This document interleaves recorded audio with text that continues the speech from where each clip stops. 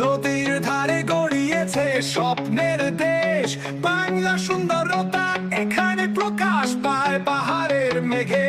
আবেগ ভরা গান, ইতিহাস ও সংস্কৃতির পুতুল রয়েছে এখানে।